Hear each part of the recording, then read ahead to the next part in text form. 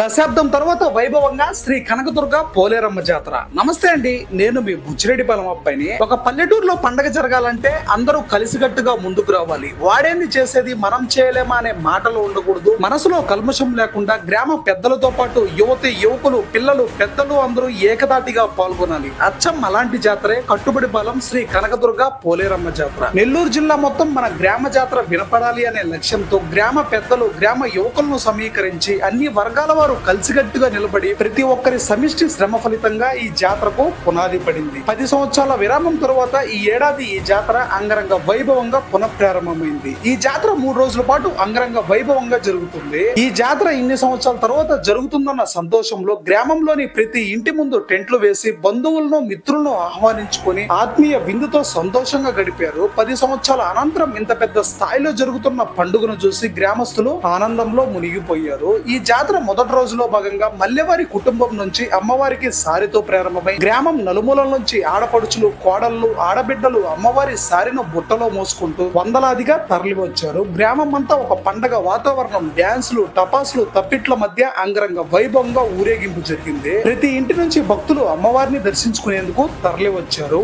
ఆపై అమ్మవారికి పొంగళ్లు సమర్పించుకొని మొక్కులు చెల్లించుకొని మనసారా దీవించు తల్లి అని శ్రీ కనకదుర్గ అమ్మవారిని వేడుకున్నారు. ఇన్ని సంవత్సరాల తర్వాత జాతర జరుగుతుండడం గ్రామానికి ఒక కొత్త శ్వాస వచ్చింది. ఒక తాటిపై నిలిచిన గ్రామస్తులు చూపిన ఐక్యత, సాంప్రదాయాల పట్ల గౌరవం, ఆత్మీయత ఇవన్నీ ఈ పండుగను మరింత ప్రత్యేకత కలిగించాయి. ఈ జాతరకు వచ్చిన వాళ్ళు కామెంట్ చేసేయండి. ఈ రీల్ని మీ ఫ్రెండ్స్ అండ్ ఫ్యామిలీ మెంబర్స్ కు షేర్ చేసేయండి. Signing off, me I love Buchi Reddy.